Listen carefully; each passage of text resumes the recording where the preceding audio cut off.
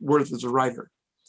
It was her first book that she'd done, and so that, you know, we went that route because that was important to her as a validation. Gotcha.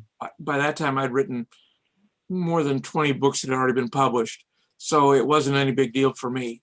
Validation. My validation is anything I can take to a bank and they give me green pieces of paper for it.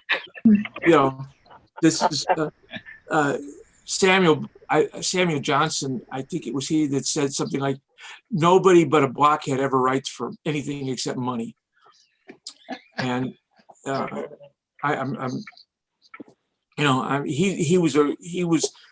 wrote one of the first English language dictionaries. Boswell was his biographer, and you know, if you took a lot of English classes, you would have heard of him. He was great at turning a phrase. He also said that going up, this was back when ships were all sailing ships. He says that going to sea in a ship is like being put in prison, but with the opportunity to drown. Just had a great turn of phrase. Anyway, so it's a quarter till. So let's kind of go around and see who's here, and anybody that's interested, please introduce yourself. Valerie? Yo, Valerie. Yeah, okay. I had to find the unmute button. Hi, I'm Valerie J. Runyon. I have had the pleasure of Ned helping with my marketing of the first iteration of my book. And I've subsequently published 2 other books, self-publishing. I refuse to go the traditional publishing route, and the only way I will do that is if they come to me, because I don't wish someone to tell me I can only say fuck 5 times on 1 page. You already got my vote, Valerie. So, but that's me.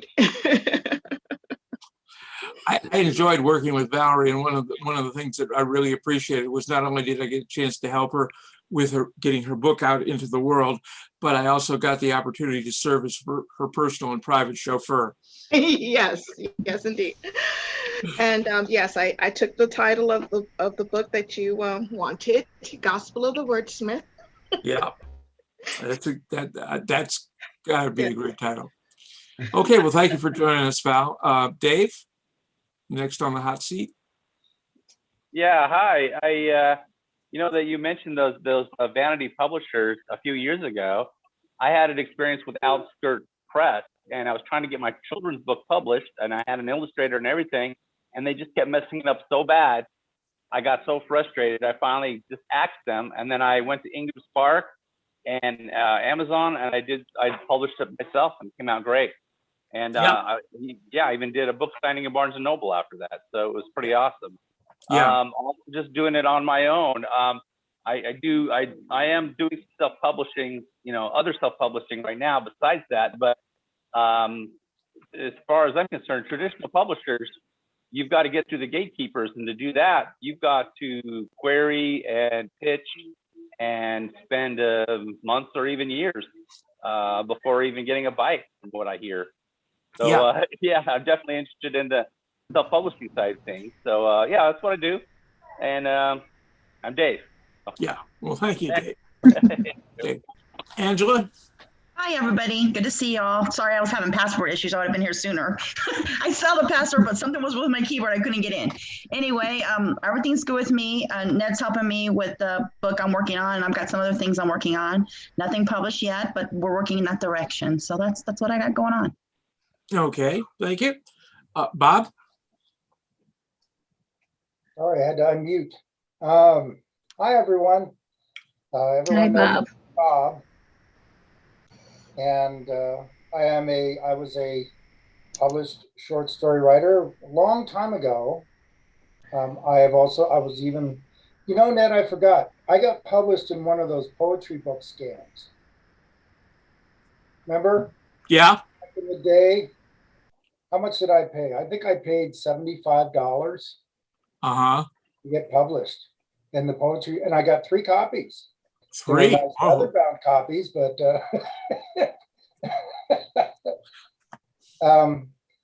for those of you who don't remember, that was something that was going on. When was that? Back in the 80s, I think. yeah. Yeah. But I want everybody to know they are very lucky to have Ned here, guiding them and talking to you as far as what you can do in regard to get published the right way. Yeah. Bob is one of the founders of this group, and he's an extremely helpful individual in that regard. He is also a longtime employee over at Barnes and Noble. And if you got any questions about, self-published, but can you get your book into a Barnes and Noble, he can tell you. He can also source out any book in their catalog if you can't find it somewhere. If it exists, he can help you get it. So he's a good friend and a great organizer for our group here. Okay, Edmund. I got a question for you, Ned. Do you know anybody that's any good with WordPress? I've got to put up a website. Yeah, I do. And Bob does too. My webmaster is in Houston, and she knows that stuff inside and out. And that's who I would refer you to. But if you want somebody local, maybe Bob knows someone. I'd like it to be somebody local that I can work with, because I plan on doing my own changes. I don't want to have to call somebody or anything. Okay. Like that. No problem. But that's why I'm at it. I'm in the middle of trying to put up a website, and I'm going to be going to the library Saturday after this coming Saturday for a book signing event. I don't know how many of you guys are going to go there, but I'll be there. And I just published two poetry books. I republished my poetry books with different covers and different names, because, tell you the truth, Amazon had things so screwed up it was unreal. As far as anybody looking at my book, they would wind up, if they wanted to find the novel, they'd wind up with a poetry book every time, just about, and it was really screwed up. So I changed it, republished it. I'm finding that publishing with Ingram Sparks is really a nightmare. There's always something wrong and something that's screwed up and something you got to go change and redo and like that. So I just got through publishing the poetry books with Ingram Sparks as well. And of course there was a problem, as usual. Yeah. Anyways, that's where I'm at. Okay. Well, thank you. Good seeing you. Or not seeing you, your camera's off, but good having you here. Elizabeth? Yeah. Hi, everybody. I got my first novel finally to the publisher. I went with Archway Publishing. And hopefully it'll be out in about 3 months. Okay, that's great. What kind of story is it? It's a metaphysical thriller. It's about an entity that possesses a guy, jumps from body to body, that kind of thing. Okay. There's quite a market for that. Yeah. Okay. Jared? Oh boy, hope everyone's got their seatbelts on. So no, I'm just an old Iraqi war vet that got out a few years ago, and just because of my background, I was an officer, so I fell into social work, just because it was, it's not what I wanted to do, but it just happened. My background was, and I've been miserable for the last 15 years, and I'm looking for a job change, and I'm in therapy because of the things I'm seeing as a social worker. And it's one of the things that shouldn't be something that's a job. Your heart should be in it. And I originally started writing because of my experiences going down the nonfiction route. And in all honesty, it got to be too depressing. It's like what I was writing about was way too accurate. So I switched over to an earlier love, sci-fi and fantasy. And I can't say that my work wasn't without its perks, because actually some of my clientele are disabled children, and a couple of their parents are some traditionally published authors here in Vegas, and they've actually started mentoring me. So Great. Yeah. So it's one of those, like you mentioned the whole thing about money and all that. I'm actually on the fence about, I'm doing it for me, but there's definitely income involved. You know, push comes to shove at the end of the road, I'll probably have to enough support myself and my family with my veterans disability benefits and things like that. But if I was to keep busy and want to keep doing something, you know, after retirement or things like that, I want to write. And I'm at that phase now where every time I write something, the next phase of writing, I'm too embarrassed about the previous one because it's so terrible as you get better. So where it's like, you know, I'm on like my first actual novel attempt now instead of novelettes and short stories. So Okay. and it's a sci-fi thing that I'm working on now, and I'm at that phase to where traditional versus self-publishing, like I made clear in the beginning, I'm a little confused on what route to take, or if you can. I didn't even know you could do both. I thought if you went one or the other, it kind of tainted you. So that's why I'm interested to hear about how that works. No, you can do whatever you want to in the publishing world, and if you are self-published, you absolutely can. As Mhm. Valerie said, you can put as many words in there as you like, and nobody's going to tell you you can't do it. They may tell you that they don't like it, but they can't tell you not to do it. Yeah. Um, I'll bring and it up later too, but like I said, my biggest fear, you know, that I've bumped into in previous careers is the political correctness of the environment. So I'm mhm. afraid that I'll fall in love with this, I'll do good, maybe I'll get a book or two published, and then I'll hit some type of politically correct wall to where I'm like, oh God, here we go again, you know. Well, if you're dealing with a New York publisher, you're going to have to accept the fact that may be a challenging political situation.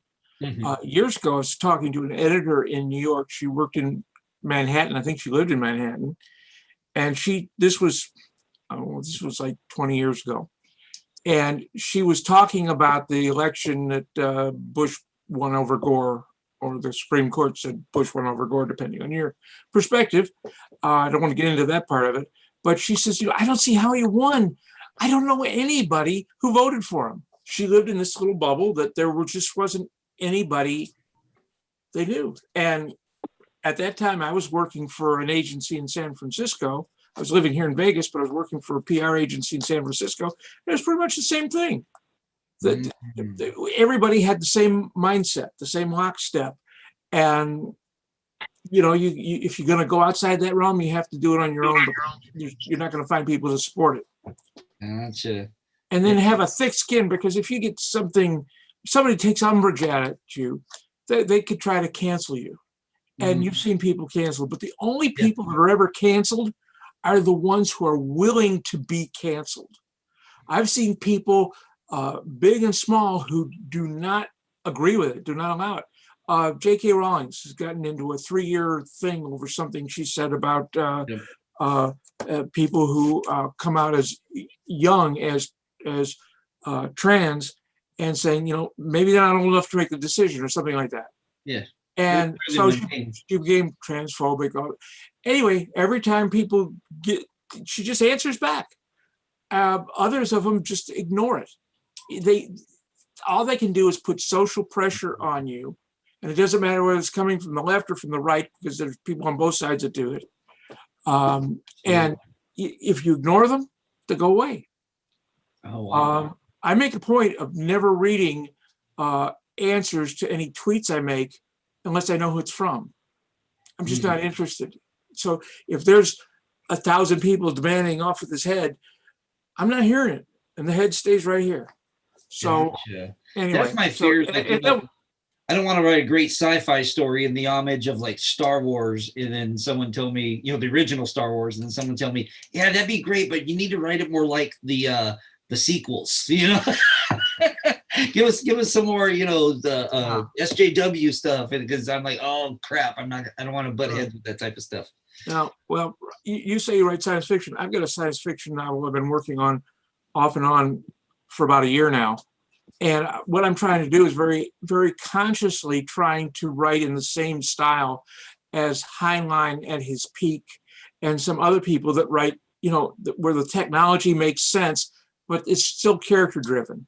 Mm-hmm. Often you'll have technology stories that they have no character drive. It's just that. Yeah. And then others that, whatever. So Okay, everybody's had a chance to introduce themselves. And for those who don't know me, Ned Barnett, as I mentioned earlier, I've had 39 books published. Hello, Ned. Yes. I'm sorry. I had just gotten back into the Oh. house. I'm Jackie Hunter. Okay. Please go ahead and introduce yourself, Jack. Well, as I said Understood. earlier, I'm Jackie Hunter, and I have been living in Las Vegas now for a year. And I am a science fiction author. I have a book published just on Amazon right now. When I was in Richmond, I was at Barnes and Noble's 3 times and did book signings. And my book right now is in the Central Virginia Public Libraries. So I feel like it did pretty well. I'm in the process now of writing my second science fiction novel. It's part of the trilogy. And I've also done a workbook, a reading comprehension workbook to go with the novel. So it has questions, and it also has STEM activities for students and parents who want to use it. And it has an answer key. Great. So thank Great. you. Well, thank you for joining us. Yeah, I've got this started. I was a literary agent for about 10 or 12 years in the 80s and 90s. And I got that started because I was negotiating my own contracts. And in a period of about 3 years, I sold 10 books. Wow. Great. And so I thought, I can do this. So I worked as a literary agent for about 10 years. And then it's a tough business. And I had gone through life was not kind to me at the end of that time. So I just closed it down. But I'm right now, my focus is on a book called The COVID Diaries, which is kind of like if I had kept a diary about COVID for the first year and all that went into it. So I worked in healthcare for about 25 years, and I've got some strong opinions about COVID, and I have strong opinions about the politicians on both sides who keep mucking it up. And the latest one, which I'm not going to put in the book because I'm trying to do the first year of COVID, not more than that. But last week, CDC says if you're vaccinated, you don't have to wear masks, and we're not going to change our opinion. And 4 days later, on Monday, they changed their opinion and said, no, you need to wear masks, even if you got vaccinated. So, they tell us to follow the science, and the scientists don't know what they're talking about. So, well, the science definitely is being influenced by politics. You can see that. Yeah. So, anyway, so I'm just taking that and running with it. I'm having a great time. Started as a short story I wrote for an anthology. It was accepted for publication in the anthology. And then the publisher says, why don't you turn it into a novel? I'd be glad to publish that. And it's like, okay, yeah, I can do that. So that's what I've been working on. But I make my daily bread by helping other writers with either editing or, as I mentioned earlier, ghostwriting, but also I help them market and promote their books and get them out there. Just whatever they need to do. If I can do it, I will. If I can't, I'll refer you to somebody who can. Right. So tonight we want to talk about using nonfiction promotion techniques to market and promote your novels and other works of fiction. Now, if you'll excuse me, I'm going to put my notes on the screen so I can see them. If you have a question to ask, don't raise your hand. I can't see it. Just jump right in and say whatever you want to say. And I've got a question. It's a real quick one. Did you get COVID? Did I get COVID? No, I got the shots. I got COVID. Okay. I had to cure myself with a hairdryer. I did not get COVID, and I just assumed not get COVID for a variety of reasons, because in every category of high risk, I'm there. So I just don't want to. Well, I'm high risk too, but I got it, and it wasn't a big deal. I cured myself with a hairdryer because I started right off. Okay. On a hairdryer. That's all it took. All righty, thank you. Okay, I'm going to be talking tonight about a number of techniques that are used by successful nonfiction authors, and these can be adapted and adopted by novelists to promote their own books. The approach may be a little different, but the techniques themselves are rock solid if you know what you're doing. And tonight I'm going to show you so you know what you're doing. So I'm getting it fairly detailed here, but if you got questions, stop me, or we'll have more Q&A at the end, but feel free to. First thing you want to do is create a virtual platform. And let me just explain that briefly. Publishers will ask you, hey, do you have a platform, an author platform? And that basically means how big of a following do you have in social media? And they want people who have a huge following in social media because that implies to them that means more sales. Well, it doesn't really, and I'll tell you why. I have, I guess, 2,500 people that have befriended me on Facebook. Of them, I might know 50 of them. Of those 50, maybe 15 or 20, if I said, hey, would you help me out and buy a book of mine? They might buy a book of mine. Mm-hmm. So the value is illusionary because the people have no investment in me or in my subject matter. They just think, oh, look, here's a guy with, his name is Ned. I've never followed anybody named Ned before. Click, I'll follow him. That kind of thing. There's no buy-in. There's no skin in the game. So, you know, and you don't need to have a virtual platform rather to get your friends and your coworkers and your family. They'll buy anyway. Or they won't, depending on how much they like you. How have the publishers not figured that out? Because that's clearly somewhat common knowledge, isn't it? Yeah, but they're also, remember, the publishers are really looking for people whose following is in the 25,000 to 250,000 range. Mm-hmm. People who see themselves as influencers on Instagram or something. Mm-hmm. And the point is, publishers don't know anything about marketing books. They really don't. And part of it is because every book has to be marketed differently. There's not a one size fits all program. Even if you have an outline on what you want to do, you still have to personalize it. And that takes a lot of time and effort by people. And the publishers just don't want to have that big of a marketing staff. So, you know, they're just not going to be that helpful or useful, even if they could.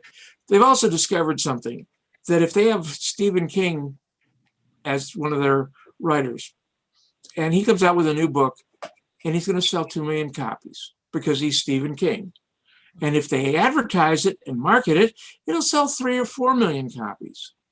Now, they'd be hugely successful at 2 million, but they'd be much more successful at 3 to 4 million. So that's where they put their marketing. But for people like us, they don't know what to make it work. What will make it work? So this is what I'm walking through to show you how to do it. So forget your personal platform.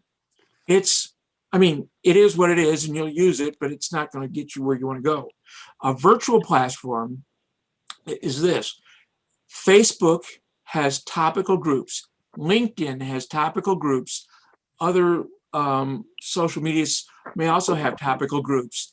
And this will help you reach people who care about the topic you're writing about. A couple of years ago, I gave a talk before Joylyn Ross's group, Act Like an Author, Think Like a Business. It's a 3-day conference every year in September. And I was talking about this, and just before I left home to go down to the conference center to get started on it, I did a search on Facebook.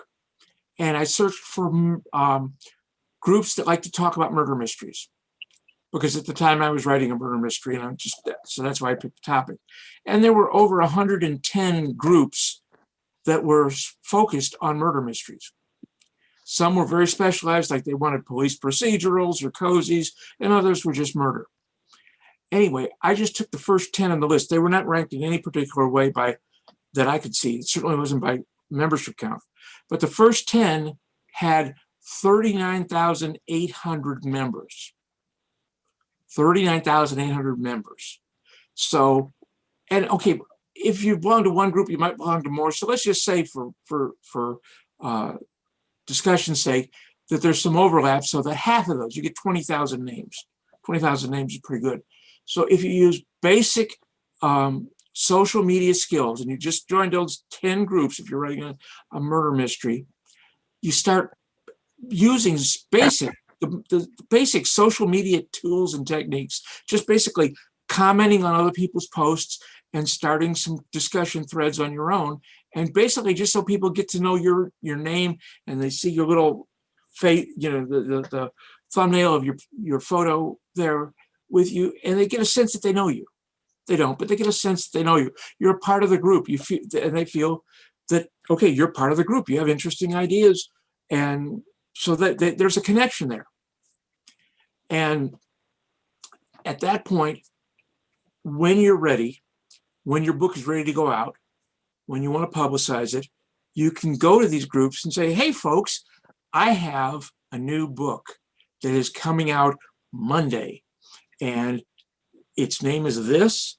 And if you'd like to learn more about it, come over to my website and I'll show you.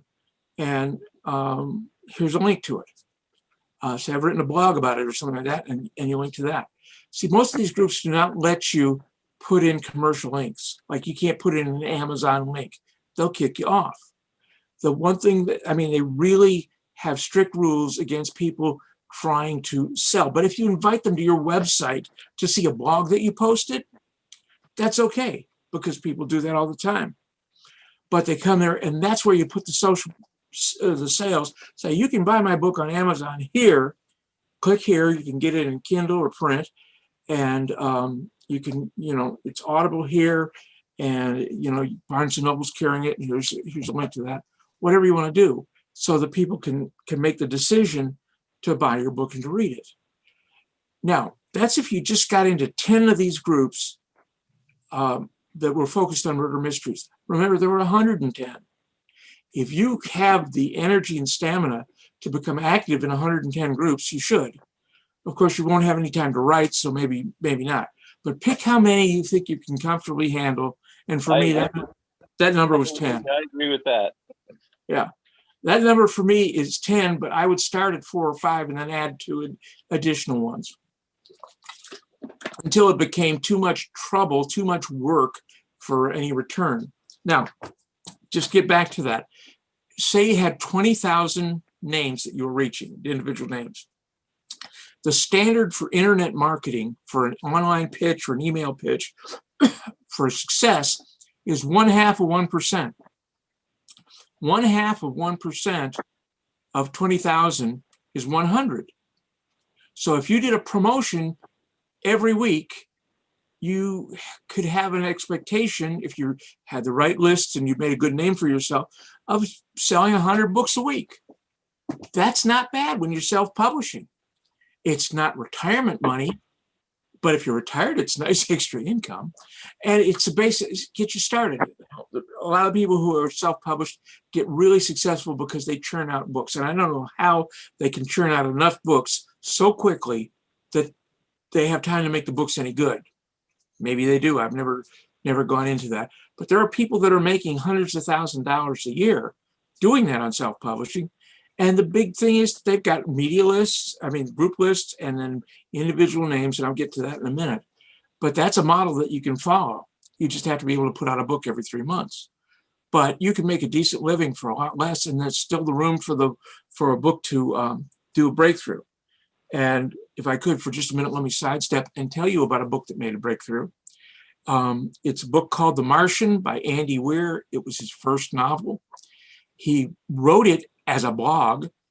Each chapter or subchapter was a blog entry in the book, and he got feedback from people and stuff like that. And he's a real science nerd. His idea of fun is calculating orbital trajectories to get from Earth to Mars when the 2 planets are this far apart or that far apart or whatever.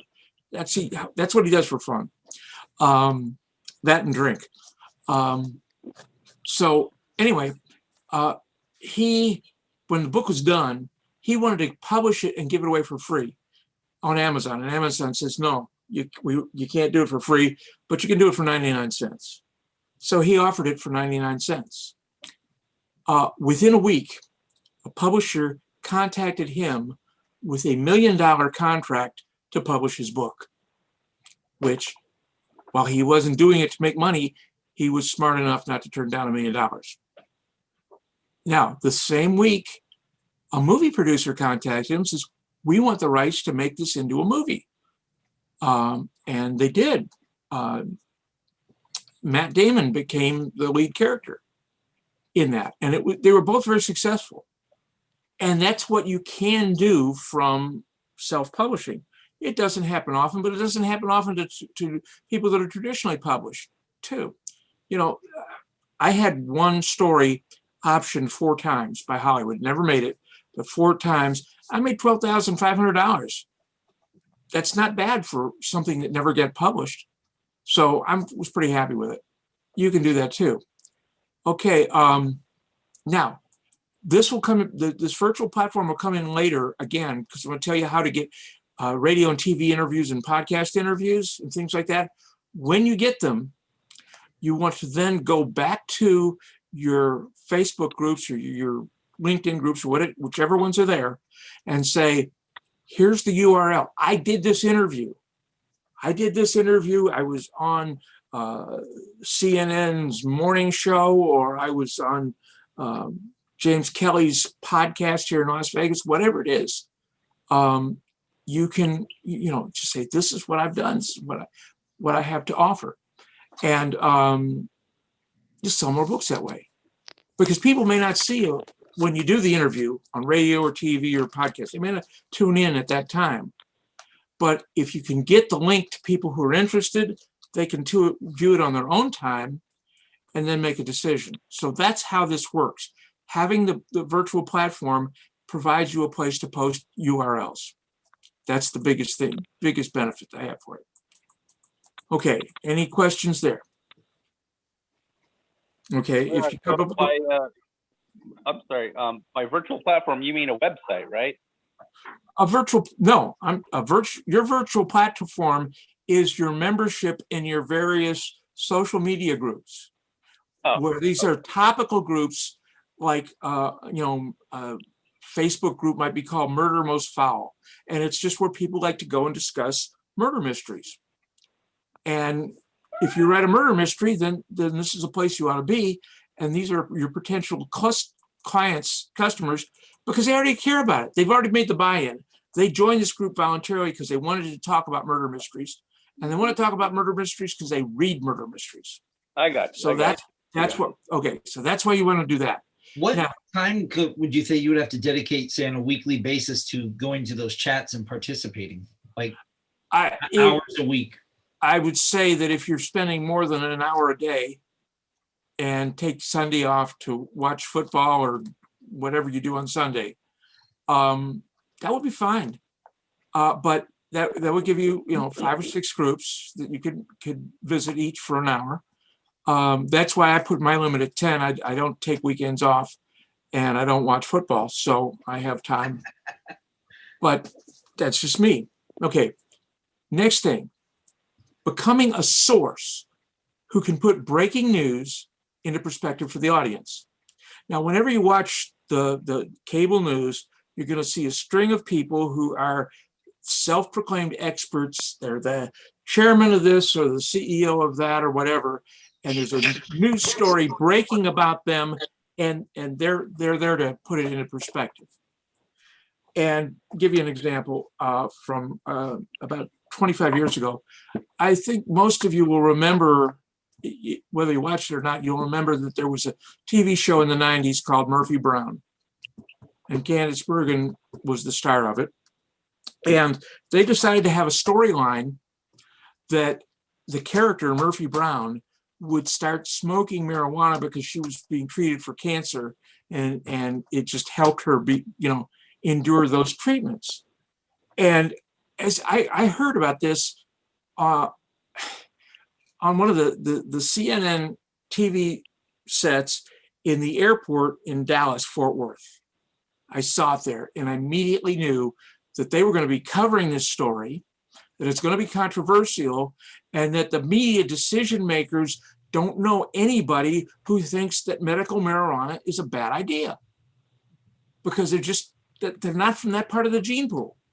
But I had a client who's the CEO of an organization, a nonprofit called National Families in Action, and they had just put out a book on the myth of medical marijuana. I don't want to debate the issues were right or not. She just had the book, and it had just come out that week. So from a payphone, because we didn't have cell phones in this time, payphone in Dallas Airport, I called her, said, here's what I'm going to do. Are you okay with it? She said, yes. So I got her on a discussion panel on CNN, a discussion panel on MSNBC. Fox News hadn't opened yet, so that was there. I got USA Today to accept a guest editorial. So I got her on those, and she was the only one who was willing. So she was basically debating all the other people because that's what they could find. But we got a lot of news information out there. Then the editor of New York Newsday, which is a newspaper primarily on Long Island, saw this and basically reprinted her USA Today editorial. And then the editor of the editorial page of the New York Times saw it and liked it and said, all right, I'm going to do this. But he did a little research, and he included in there the fax number for where you could order this book. And now New York Times, their editorial page is syndicated out to 75, or was at the time, 75 newspapers around the country. All of them picked it up. So it was all over the country in editorials saying, this is a book worth looking at, this is an issue worth considering, and here's where you can get it. And in a matter of days, they sold out a 5,000 press run. They printed out 5,000 and thought they'd be having boxes in their office presents or something. They sold them all in a matter of less than 2 weeks. So she was the expert, the contrarian expert, who came in and challenged the people that would be typical. You could be either challenging the conventional wisdom or you can be embracing it. The thing is that the broadcast media, especially radio and cable news, need to have sources that can put a given news story into perspective for their audiences. Tell them what this means to the audience. That's important. And they kind of keep having new people, because if they keep using the same ones, people are going to get tired and say, oh, I've seen this guy before. Let's move on to something else. It's a very competitive business, and they really need this. So if you see how you can become a source and make it work for you, you can be interviewed on whatever. In 2008, I was working on a book that ultimately didn't get published. I got distracted by a different project, but I was working on a book on how to win at politics, based on my experience in working in politics. And it wasn't out yet, but I took 5 topics that I saw in the news that I thought the media just had all wrong. So I read up a short blog, posted on my website, and then I would contact booking agents working for the various cable news networks and other places. And I did this 5 times during the 2008 presidential election season. And of that, I appeared 5 times on Cavuto on Fox, 5 times on Imus on his radio program, 56 other radio programs, and more than 100 online interviews. And all I had as to position me as an expert was the fact that I had a book coming out. And I didn't even have it yet. I mean, I was legitimately in the middle of writing it, but I got distracted by other things like getting married and, establishing a new life and a new home and all that kind of stuff. Didn't have time for politics. But that shows you what a source can do. Fast forward a little bit. The book I referred to earlier, science fiction book I wrote with my late wife in 2003, was called The Kelly Incident. It's about a UFO encounter that happened in Kelly, Kentucky in 1955. And one of my wife's cousins had actually been part of it. So we had some inside information, but we novelized it. We made it a novel instead of a factual book, although the facts in it were all accurate. So I have since then taken that, and whenever there's a UFO story going on, I'll go to the news sites and say, hey, I've written this book and I can put this into perspective and help you understand the story. And it never fails that I get interviews. Usually it's on radio, sometimes it's a podcast. But every time I do, I see more books get sold on Amazon. And I'm happy to do that. How does that translate on the fiction side? Well, the Kelly incident is a novel. It's a novel about a real UFO sighting. And not just sighting, but encounter. And it's a very bizarre story. It's not like any other kind of alien encounter that we've been able to find at that time. But the people who lived there and lived through it swore it was real, and they all were telling the same basic story. So we wrote it as if it was real, but we wrote it as a novel. So, but that's what I'm saying. It was a novel, but it still gave me the credibility. I could go in and say, look, I wrote this novel, and it's carefully researched. We had contact with people who actually experienced this thing, and I can help this put you in perspective. And so they do. And I'm still using it to this day. I'm hoping next year to update it and republish it as a self-published book. It was originally published as a traditional book, and it went out of print in 2012, and that's when I slapped it on Amazon.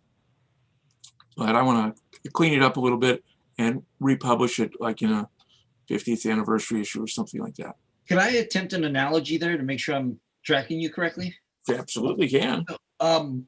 So my main one I'm working on now is very cyberpunky. Yeah. But because I'm big into like robotics and androids and stuff like that. So there's a big feel of that in there. Okay. And of course, I'm researching robotics and current trends in AI and things like that. Elon Musk keeps popping up like crazy for some reason. But would that put me as a pseudo familiar with AI in that regard, or oh yeah, stepping my boundaries? No, hell yeah, that would put you as an expert. Okay. And let me give you an example. There's there was an author. He died a few years ago. Vince Flynn, I think his name was, and he wrote about a CIA undercover guy named Max Rapp, I think. Anyway, while he was still alive, whenever there was a terrorist news story, because basically this guy was out there putting a stop to terrorists. If you saw the movie American Assassin, that was based on one of his books, and the lead character there was the character who went throughout the series. Yeah, Mitch Rapp. Yeah, Mitch. Yeah, thank you. Yeah. Anyway, he would regularly appear on CNN and Fox. I don't know if MSNBC did, but he was on those two cable shows all the time when there were stories, because he could put it in perspective. Another example is I used to do programs for the History Channel, and I was the historian and on-camera host of an hour-long program called Submarine Disasters. And this was about submarines that sank not in wartime, but just sank for some reason. And for the outside experts that we got, we had Tom Clancy and Clive Cussler. Now, both of them have written novels that included submarines, but neither one of them was a submariner. Neither one of them had been in the military, as far as I've been able to tell. But everybody accepted them as experts in the field because they had written about it, and they had million sellers on the subject. And I was only disappointed because I wanted to go and interview them in person, and they said, "Nah, we'll just send a crew and we'll basically call in the questions, and then they'll do it." So I was on the program with them. Is definitely an advantage in that regard. So anytime we spend researching things, we should use that to our advantage. Absolutely. I hadn't thought of that. Yeah. And it can also help if you create a blog on a certain subject and just publish it, and whether anybody sees it or not. So I handle the blog, cyberpunk in history, or, you know, AI today and tomorrow, whatever you want to call it. And people think, wow, he publishes a blog on this. He must really know his stuff. Again, they're not going to read it. They're not going to call a scientist to read it and tell them that you're full of crap or that you're right on target. It's just another thing. But if story breaks and you can put it in perspective, you write out a quick blog, basically what you would say to them, say to the audience to help them understand what this means. Because that's what the media needs, is what does it mean to the audience? So, Ned. Yeah. I got a quick question. I've got to leave, and I wanted to ask you something. It's off topic. I don't know if you want to address it right now. It should be a quick one. Go ahead. I published a book, a sequel to my novel. Got 428 pages. It's a big book. Priced it at $21.95, which I felt was reasonable. Amazon now has it on a strike-through pricing at $6.97. Do you know what the hell that's about? They've decided that they'll sell more copies at a lower price. Yeah, but they're not going to make any money, and I sure won't make any money. So Amazon is famous for screwing the authors anyways, and, you know, I think that's what they're about here, but I can't figure out what they're doing. I don't know how they can do that because, you know, I priced the book. I would think that they would be you may have priced the books. Price. They accept the price and they can sell it lower. If you read their agreement, they can sell it for whatever they want. Yeah. And but why they would do this, I don't know. You know, it's a big book. It's got to cost them pretty close to that just to publish it. Print on demand. I can't answer that. I don't know. They deal in such huge volume that they get discounts. I mean, it made sense for them to buy vans and trucks and planes and stuff to, you know, they circumvented the post office and everybody else and just delivered it themselves. They don't need the rest of the world. Besides Jeff Bezos. I'm sorry to bail out on you here. Okay. Well, thanks for joining us. And yeah, I have to leave early too, but I will join the next meeting. Okay. Well, I'm sorry to be losing you. We got some good stuff left to go, but if you got to go, you've got to. Thank you for joining us. Thank you. Bye-bye. Take care. Bye. Bye-bye. Okay. So getting back to being the source, you write the blog, basically what you would tell their audience to help them understand what this news story is. Then you pitch it to the producers and assistant producers at the shows you want to be on, because typically the talent doesn't have anything to do with fielding pitches. So you want to find a person who does and send it to them. And in a little bit, I'm going to talk about some sources for lists of these people. Then here's what you tell them. You cite your book or books for credibility. You refer them to your blog so they can see what you're going to say about this. And then tell them of your availability and try to bend over backwards to be available on their terms.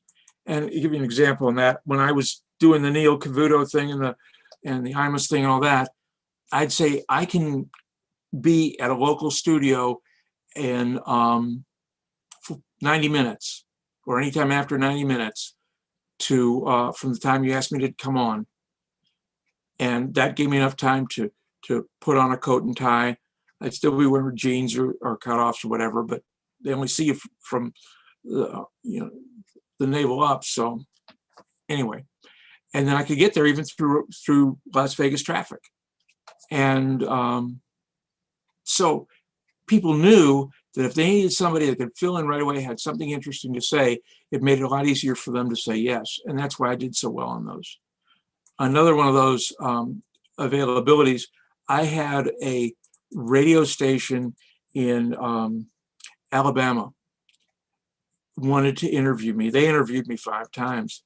I mean, they were and they interviewed me at 5:30 in the morning their time. It was the morning drive time show. That's 2:30 in the morning here because they're on Eastern time. But I made myself available, and they liked me, so they kept having me come back. Okay, if you're going someplace to be interviewed, be there early because Murphy's Law.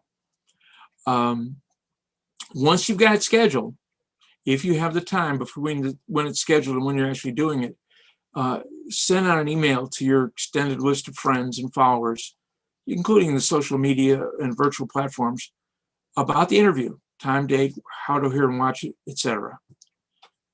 When you're done with this, you get a URL of the interview once it's completed, and then you share the URL with the same people you just promoted it to earlier. Because, hey, it could be a small radio station in Alabama, but it could reach the URL could reach the right kinds of people. And so it's worth your while. So, okay, that's the second part. Anybody have any questions there? Okay. Well, the next I want to talk about motivating your friends, fans, and followers, what we were just speaking about. First of all, is you want to create and maintain a contact list of individuals that complies with mailing service requirements, such as Constant Comment or something like that. There are several big email blast companies, but they require that you have an organic media list or contact list. In other words, people gave you their names with permission to use it. And you have to have that and check with them. They have their own requirements. But then you can send out an email blast in just a matter of moments. Say, hey, at 7:30 Eastern time this morning, I'm going to be on the Today Show. So do it. And some people see it and get it. So you want to get out there and motivate them to either tune in when it's live or more likely click on a URL later on. That's where the real impact is, with all the people that will click on later. And another thing you can do, this is courting your motivated fans and followers. Send out an offer to this list of people and say that for X amount of money, I will send you a personally signed copy, an autographed copy of your book. Figure out the price and include postage if you want to do that. It can be a pain. It's time intensive, but it works. It works real well. And when I had one book going out that I was one of my first self-published books, and I wanted to get it to a lot of people, I made this offer, and I had about 1,000 people say, oh yeah, I want to do that. I want to do that.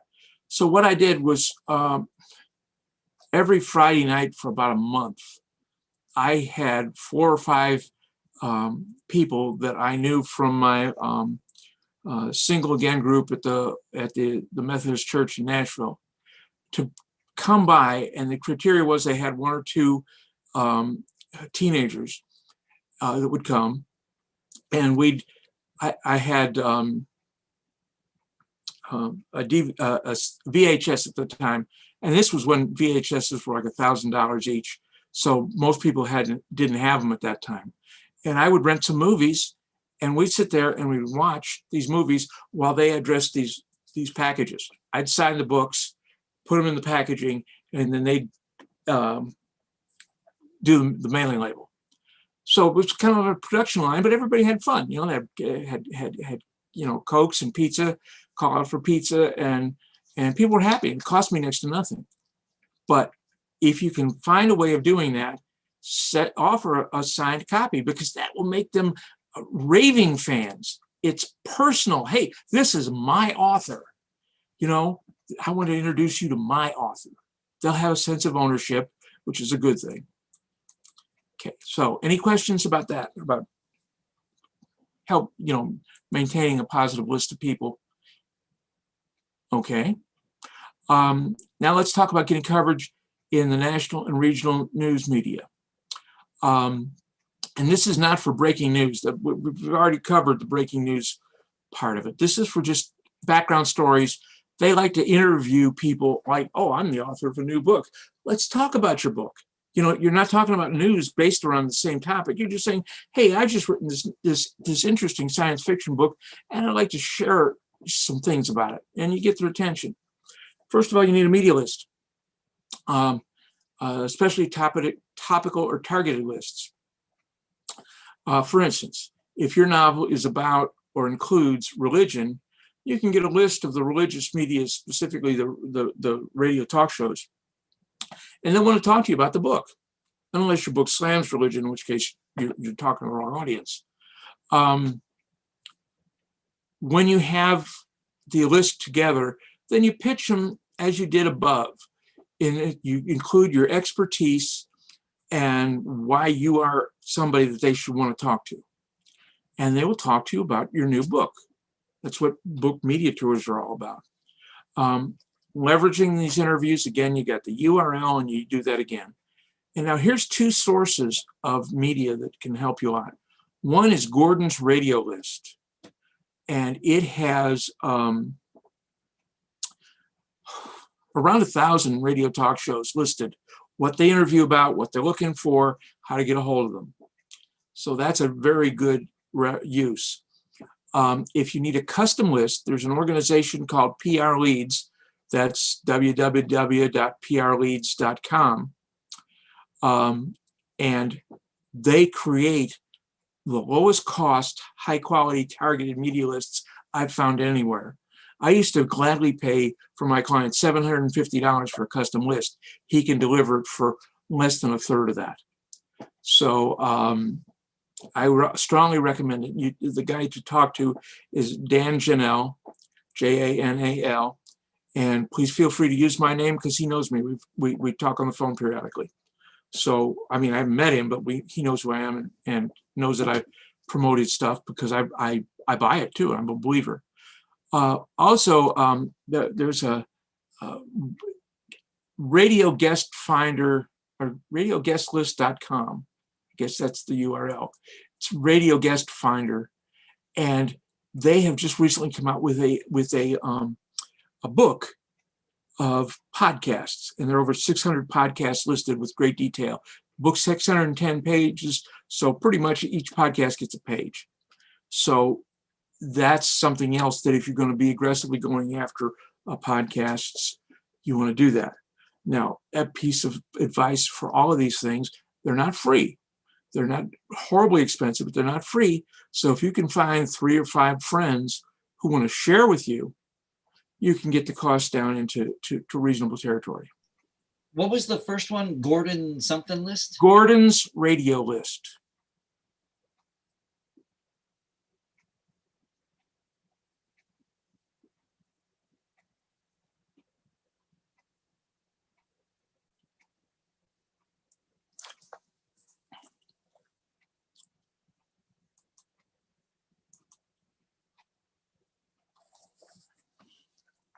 Okay, I'm not going to give you one list that came in literally 3 hours ago. An email I got from, I don't know how many of you know Heidi Harris or know who she is. Heidi Harris is a local news host, news anchor, who did radio and TV, and she's now doing her own program. And what she wants to do is help authors. And she's putting together a package where she will do a professional interview about your book. She'll have it edited to make it sound your best. It'll be about playtime. It's about 12 minutes. It's recorded, not live on the air, so it'll get cleaned up before it goes on her program, and you'll get a way that you can post it to social media websites, etc. There is a fee for it. I'm not sure what it is. She just wrote me and said, do you know of anybody who might be interested in this? And I said, well, I'm talking to some people tonight who might be interested. So I've known Heidi for most of the time I've been here in Las Vegas. She's a highly reputable stand-up kind of person. She's got a lot of talent. She's written an interesting book. If you go to her website, you'll see that she's got a really interesting book on her experiences as a talk show host and some of the weird and wacky people that she's come up against. It had me laughing out loud. her email address is Heidi@HeidiHarris.com, which suggests to me that her website is HeidiHarris.com. So if you want to go look into that, contact her. Please mention my name, because I told her that I was going to be talking about this subject tonight, so I'd be glad to share it. And so I don't know if we get you a discount or anything, but at least you'll know who you are. Okay, now I'm going to move on to local news media interviews. And this is pretty much similar to the national news media, except you have the opportunity to go and, have a cup of coffee with somebody or stop by their office and talk to them because they're local. And that can put a face to it. And that's especially important in TV, because they really, TV, they want to see something. Anyway, having a few interviews there will help you get into the larger markets. And you basically call them up and say, hey, I can put this breaking story into perspective for you now. A while back, the Navy released some videos of fighter pilots chasing UFOs. And at that point, the mainstream media was suddenly interested in UFOs for the first time, and I can't remember when, because suddenly the Pentagon was releasing videos of it actually happening. And all you could see was a dot, but still there it was. So if I was wanting to do that and promote my Kelly incident book, I'd go and call them or drop by and say, hey, I can put this in perspective. I can tell you what this means. And since we got Nellis Air Force Base here, our Air Force pilots are experiencing the same kind of things the Navy guys were. So, it has some local interest. And then you just do do as I discussed earlier, all the steps. There is, again, PR leads can get you a list of local media. And that is great. I want to mention podcasts, but I treat podcasts like radio interviews. And they're the gift that keeps on giving, because you can get on a podcast and it can last, like James Kelly here in town interviews writers, and he might go an hour with a program if it's clicking. He gives you the URL. He has his own distribution, so it gets out to a lot of people. But I still feel that having the URL that you can tell to all the people who already have a sense of who you are, that's useful to have. Okay, and one more category. Any questions on the news media here? Okay. Let's talk real quickly about a number of other tactics. First of all, online advertising. It can be made to work at Amazon, but before you do it, check with some experts, because Amazon changes their rules and algorithms and stuff. Sometimes I think they change it more than most people change their underwear. They're just always in a state of flux. But Amazon advertising can work because it reaches people who are searching for books like yours. And if you don't believe me, just go on Amazon and do a search for a book, a kind of book. And before you see the book, you'll see 3 or 4 other books, and right somewhere there, in a little bitty tiny type, it says in red, paid listing or something like that. These are books that their algorithm says are like the one you're looking to buy. So they have a pretty good distribution system. Facebook as well does advertising, and they do pushing. You can push posts as well. And one thing I like about Facebook is you can get in very inexpensively. I am not convinced that they always work. There's skills involved, but there are also books out there on how to do it. If you're serious about that, this is a way of fairly inexpensively reaching people you would otherwise would never reach. But I like the Facebook groups because they're free. But if you want to put some money in too, that's fine. The last thing I want to do is I'm going to talk about charities for a minute. I'm going to use the example of PBS or NPR, but you can extrapolate that. So for instance, twice a year, 3 times a year, PBS and NPR stations have a fundraising week or 2 weeks. And various companies come in and offer, like, a free spa day if you donate $500 or whatever. It depends. You could go in there and say, get a free book with every $75 pledge for the next hour. And oftentimes they will actually have somebody who's doing that come on the air, either on radio or on TV, and talk about it. And an author getting on the local PBS station, holding up her book and saying, this is a great book for people who like this, this, and this. And you'll get an autographed copy free with every $75 pledge for the next hour. Okay, that's one example. Another is that you can, if there's a charity raffle, you can donate one or several books to the charity raffle. Again, this is just getting your name out there. People will see it. And if they start bidding and get outbid, then you can say, well, you got outbid, but you can go ahead and buy the book. It's on Amazon or it's on Barnes & Noble, and then bring it by and I'll sign it for you. Something like that. The idea is to get your book into a lot of places, depending on the topic, where people will think it makes sense and where it can make a difference.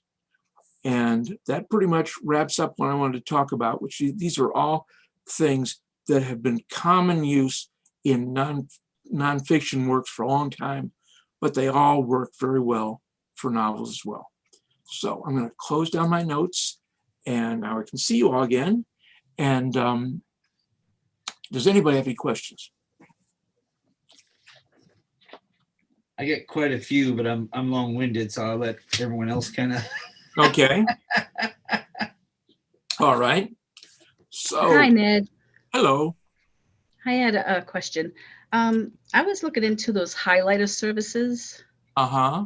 Where you pay so much money and that's supposedly put your book out on certain websites for sale or exposure. Yeah. I was curious about those. I'm just kind of researching it now, looking into it. There was one author that did something called Author Buzz, and she, her name is MJ Rose, and she has this thing where you pay so much money and she'll put your book out on certain sites like Book Movement, Book Gorilla. Are you familiar with any of those? I'm familiar with some of those services. Quite honestly, I would want to check her references very carefully, because that sounds like an easy opportunity to get scammed.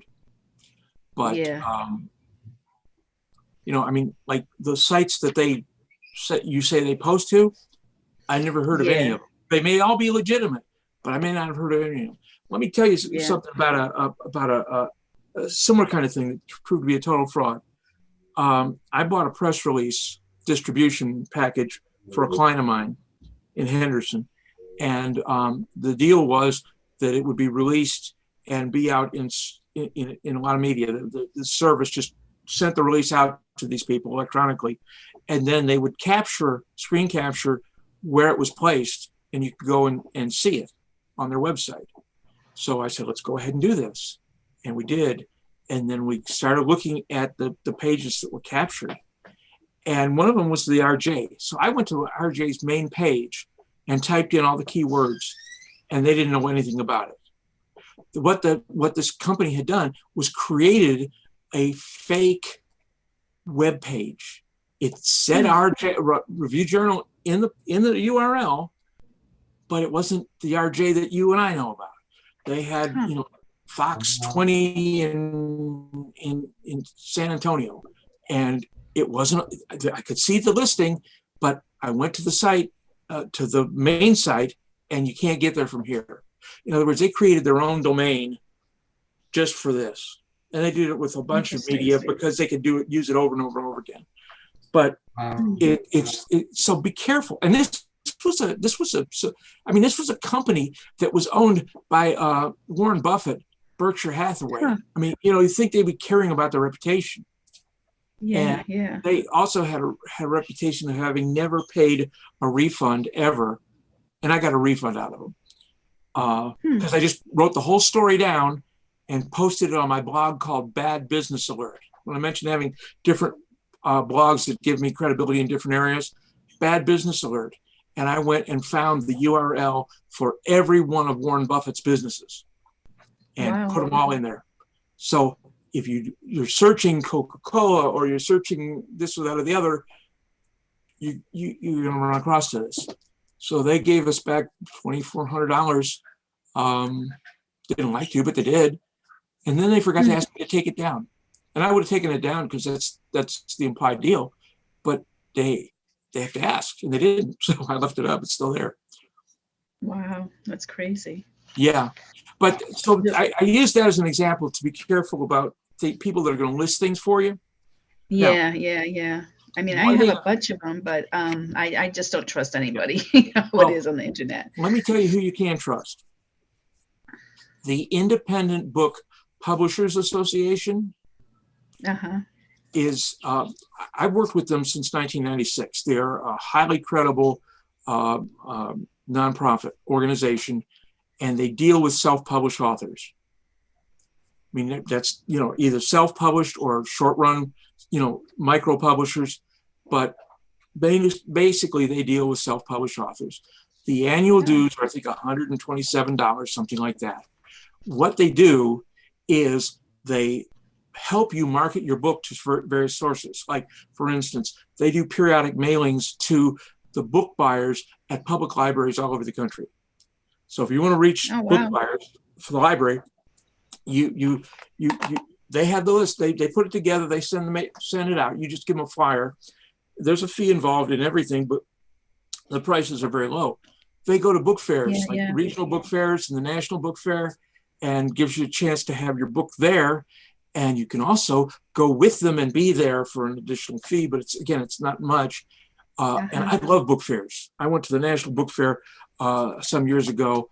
I got an autographed copy of a book by Ray Bradbury. I mean, he looked like he was dead, but he was. I mean, I grew up reading Ray Bradbury. I mean, that was just great just to be able to meet the man.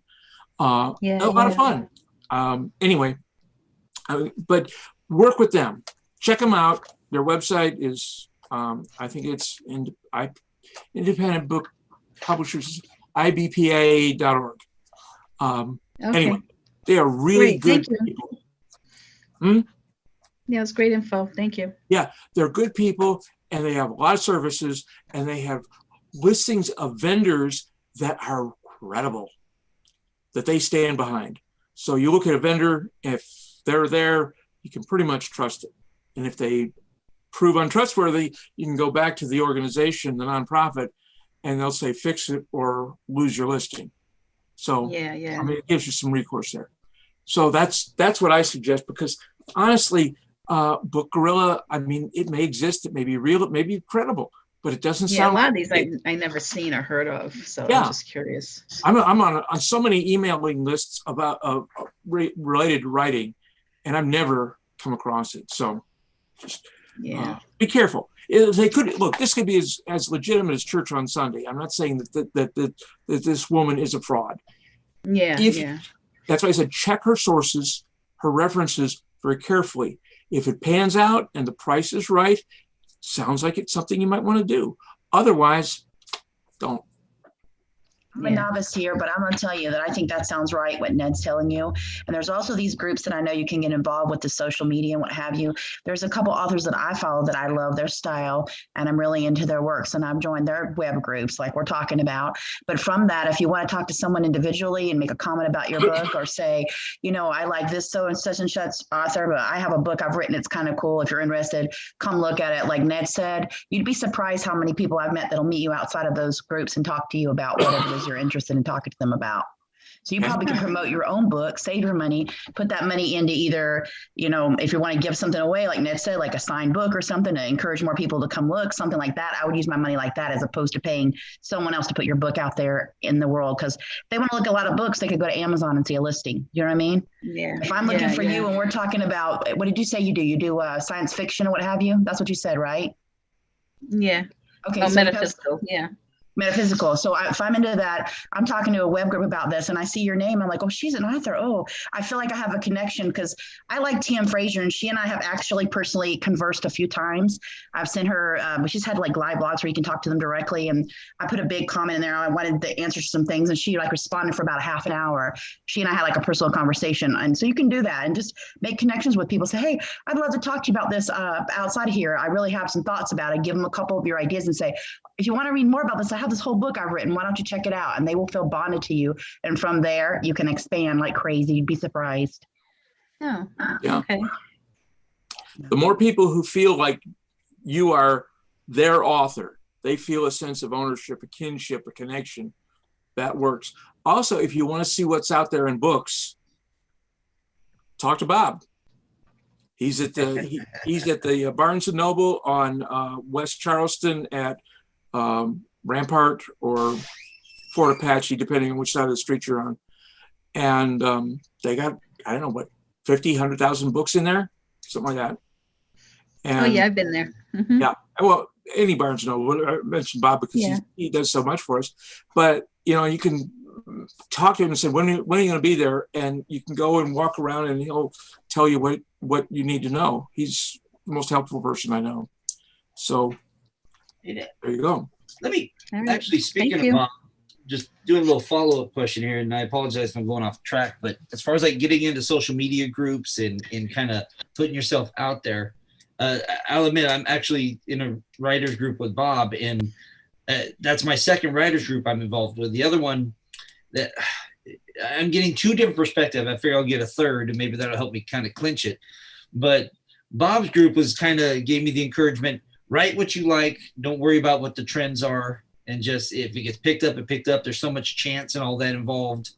You can't really try and follow trends because right when you figure it out, it'll probably change. So just write what you're comfortable with, what you like to write. What's your perspective on that? Because obviously that's going to follow suit with the type of social media groups you affiliate with. Because if shiny vampires are a thing of the past and you're in a shiny vampire group building up a following, is that worth it? You kind of see where I'm going with that? Can I answer this? I'm a novice. Can I throw in a little two bits worth? Okay, listen here. We did that writing group and we were able to pitch to a couple people. So I said, okay, I'm going to pitch just a couple times to see how it goes. Well, two different people, two different perspectives. The one lady, she said what I was writing wasn't trendy right now. Although I'm part of a group who reads this, and about 15 of those type of books have come out and made a bunch recently. So they still are in. It just depends. Maybe that person doesn't know that media. Maybe sparkling vampires aren't it, but maybe something else with the vampires going on. There's always some things that you might like to do. So one agent said that it wasn't something they were interested in. They don't write series of books. They only want one particular book. And there was some other feedback, right? The other agent said, I like what you have. I could see it becoming a Netflix story, but I'd like you to get back with me before you get too much further. Before you go pick another agent, come back to me. So it depends on who you're talking to as well. So write something that you're passionate about. Like if I don't love cactuses and I'm writing a book about it, someone is going to know it. But if you like whatever it is that you like and you love it, it comes through and people want to read that. I'm a novice and Ned's helping me. I'm not ready to publish because I have glitches and stuff he's helping me get the bugs worked out of. But I have over 50 people who want this book already and it's not even finished. And it's not my mother and my sister and my brother. It's people that they heard me mention a little bit that I was working on this. People I didn't even know heard me came up and said, let me know when it's out because we all need it. So I was excited about that. So write what you love. That's a big part of it. Yeah, because like I said, I was starry-eyed at first with this other author I worked with. He's doing a really good job mentoring me. I'm not pushing back at all against that, but he keeps berating me over the head because I'm influenced by 70s sci-fi and what I've discovered is called adventure fantasy, not epic fantasy, the Conan novelettes and things like that. And they keep telling me that that's bleeding through in your writing. It kind of reads in this older style of dialogue, and I like it personally. And then I'm getting that, you don't write for you, you're writing for your audience. But I think there's got to be kind of a symbiosis there, right? Like the other thing you're mentioning, Angela. There's going to be, the movements go and come and go, and it could be retro, and suddenly retro's hot. It's write what you have a passion for, and write with passion, and then see what the world is. Now, keep in mind, that there are in the United States something on the order of 330 million people, give or take a couple. And what percentage of 330 million people do you need to reach and sell a book to for you to feel like you're highly successful as an author? You know, if you can see that there is enough of a market there, then you're heading in the right direction. Another thing, and this is one reason why I mentioned Barnes and Noble and Bob, is you can go into their science fiction, fantasy, action, adventure section and just look at the books. And if you see, 6, 8, 10 shelves filled with books, then you say, okay, this market is broad and there's a lot of people like it. And then there are a lot of just like in mysteries, you got the cozies, you got the police procedurals, you got the private eye noir kind of things. There's now neo-noir, which, I don't know. Anyway, there's all of these things and they each have their own audiences. Yeah. And I started, somebody taught me into reading one and I wound up reading like 8 or 9 about this amateur detective who was dating the local sheriff, but she would, in her spare time, would solve murder mysteries. But her main job was running an auction house. And you learn all this stuff about auction houses and how they work. And it's kind of like potato chips. You eat one, you can't stop. I ate 8 of them before I could quit. It just... I never would have thought of that, but it's, and it turns out in the mysteries, you got all kinds of very subgenre. You got people who bake, and then people who barbecue, and people who run an auction house, or people who own a used bookstore. Maybe a used bookstore that caters to mystery movies. It doesn't matter. There are niches out there. Make up your own mind about that. Now, the agents are going to want to go with the big trends because it's all about money, and they only get 10% or 15% or whatever of what you'd be getting. And also, part of the reason is if they sell a book to a publisher today, it'll be 18 months before it hits the shelves, give or take, unless it's a breaking news story, like somebody who in the current presidential administration worked as a, housekeeper in the White House, does a tell-all book about the last 5 presidents. That'll sell. You don't need any particular, they'll rush that through because that'd be cool. But most books, it's 18 months or so. And that's after you've got an agent, which would be quite a long process. Typically, it's about as long as getting a publisher. Sometimes it's harder. And then beyond that, you've got, then the agent's got to find the right publisher. And it's not just the publishing company, but it's the acquisitions editor over that particular, and big publishers have many acquisition editors.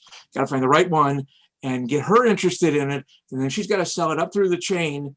And then when they buy it, it's 18 months. Gotcha. But so you're looking at a process that could take you 3 to 5 years and be right on track. And that's why a lot of people go into self-publishing, because they don't have 3 or 5 years that they want to wait on this. And if they do, then the topic that you were writing for, Gotcha. Can I say something? Yeah. As far as writing, Jared, Ned knows. I write what I want to read. I write lesbian. Actually, I finished it, Ned. The proposal for Namaste Romance. I wanted to see a lesbian romance, a rom-com that had the characters, an older lesbian, and a younger lesbian, and all the, like your regular rom-coms, except they're lesbians. And I have interest. I have people interested in it. I've been told that, sure, get yourself a script writer that will help you write the script and, come back to me. So, but as far as just I write what I want to read. like Toni Morrison said, if there's something out there on the bookshelves that you want to read and it's not out there, then it's your job to write it. So Gotcha. write what you want to read. Oh, yeah, see, You just can't go wrong. that's awesome. And that's what I'm thinking too, is like you had mentioned what I'm really focusing on for some reason is starting a blog on a subject.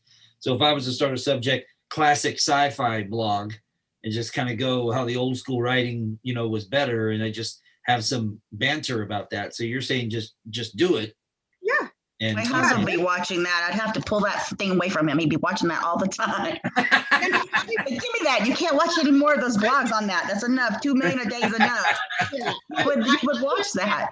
Yeah, I would have to admit I might lose a couple of hours that I should be writing into doing that. Yeah, okay. So, Gotcha. that's how your passion comes out, because this is what you want to read. You are writing what you want to read, and there's an audience. Like Ned said, there's billions of people on this planet. Trust me, somebody's going to read your book. Awesome. No, I appreciate that, guys. Thank you. Fun science fiction writers, if you want to take advantage of trends, what we are selling right now in the store, manga. I've been following that. I've heard that manga is just kicking the crap out of American comics, primarily because they haven't been tainted by the political correctness bug yet. They're just kind of writing their stories and they are what they are. I don't know if that's true or not, but Yes, it is. And there's different, just like there are different subgenres of sci-fi, there's different subgenres of manga. So yeah, and like he said, there's, because that's what they've been writing for years, and that's why they're kicking the crap out of Regarding manga in particular, a couple years ago, I was doing my Christmas shopping over at Bob's Barnes and Noble. My oldest granddaughter really likes manga, and she's something of an artist and something of a writer. So I got 2 books on how to create manga. And one of them was a basic overview and one of them was more detailed. And she was over the moon with them. And I didn't know what to pick. So I just asked one of the people who worked there, Bob was off that day, so what's the best? And she said, well, it's either between this one and this one. This one does this one does that. And I thought, all right, I'll buy them both. Because I didn't want to pick the wrong one. But anyway, that's a hot topic, and there's good books out there that you can get that show you how to do it. I'm still trying to figure out how to pronounce it. my son is into manga, I think. So yeah, he was my expert in that. Manga. Anyway, so we were, did I answer the question? Absolutely, yeah. Okay, next question. Anybody?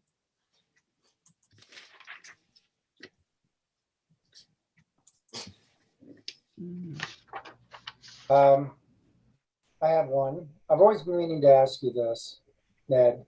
Sure. How do you feel about writing competitions? About what? Writing competitions with the prizes, or being an author, entering them, or. I think that that competitions and awards are a great thing for writers, but they can be overdone.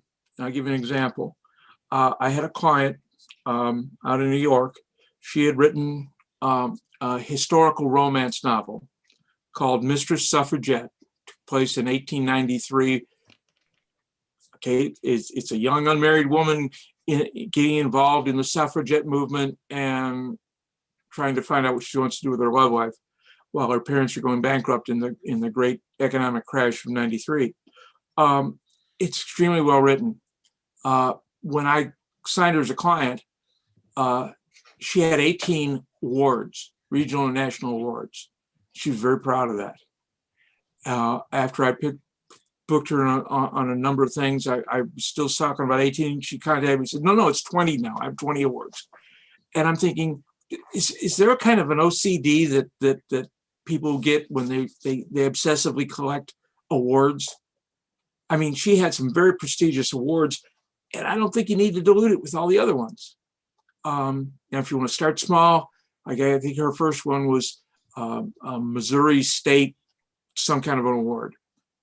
And she's not from Missouri, and the book's set in New York and New England, but whatever. She got it. It's a very well-written book. But I think that you can overdo it once you've got enough to say, hey, look, I'm an award-winning author. Right here, I'm an award-winning author. Then that's it. Now, there's another, speaking of awards, let me mention one other thing, and then I'll get back to you and see if you have any other, if I got your answer right or not. There's a service that I use, guys in Holland. He's a Brit. He used to live in Atlanta, Georgia. I don't know how he wound up in Holland, but he has a system for getting books listed as bestsellers on Amazon and getting a bunch of 5-star reviews on Amazon, legitimately. And what he does is he has a 75,000 name database of emails, and he knows what, he's tracking them enough so he knows what people want different things. So I had a client who had written a small town police procedural set in Elko, Nevada. And there was a little bit of Indian, Native American shamanism in there and all this kind of stuff. He said that for a fee, and it was not a lot, and because he and I have a relationship, he got, my client got a 10% off. He offered me a finder's fee. I said, I don't make my money that way. Give my client a 10% off instead of giving me the 10%. Anyway, we got bestseller status in murder mysteries with some kind of religion or spirituality worked in there. And so there was one of the characters, one of the deputies, was a Native American shaman, descended from shamans, and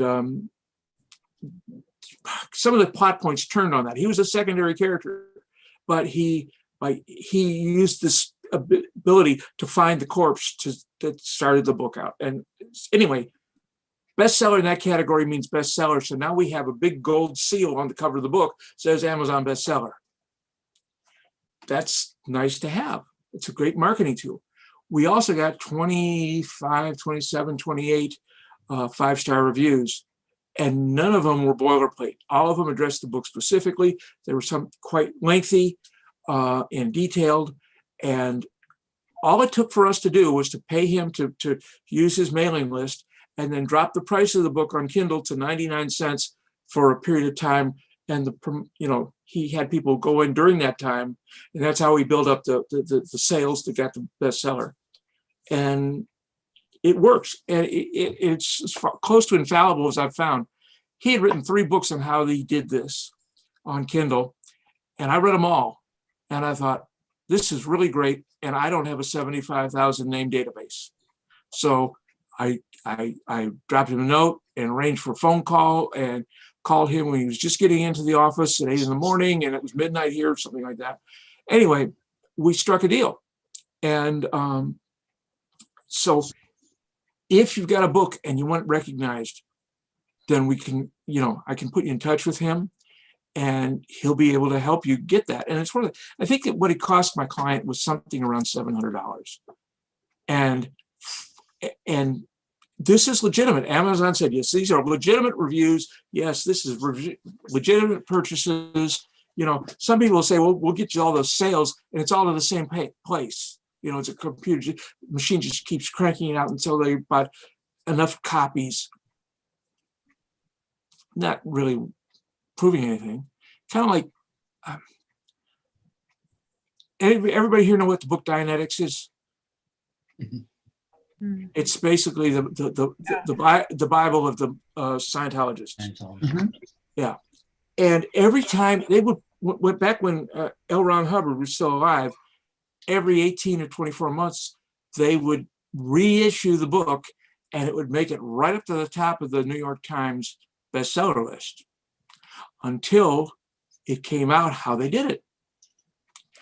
Every member was expected to go buy like 25 copies from a bookstore that would be tracked by New York Times. And then they would use these as handouts at their own expense to people they were proselytizing. So there's absolutely no merit to that, but they figured out a way of gaming the system. This is not that. This is not that. Those people have to actually go and buy a book with no reward. They get no incentive for it. Just they feel part of this group. This is something they like to do. They like to help make bestsellers, and they like to write. Some of them just love to write reviews, because there are, the more reviews you write, the higher you rank in Amazon and this kind of stuff. They love it. So he just puts them in touch with us. We have to sell the book in one paragraph, and then there you go. So, Bob, getting back to what you asked, was I even close? Okay, good. I had a question, a follow-up to that, actually. Same writers group. Again, hey, Bob, I'm starting to think my original writers group is getting more and more dismal.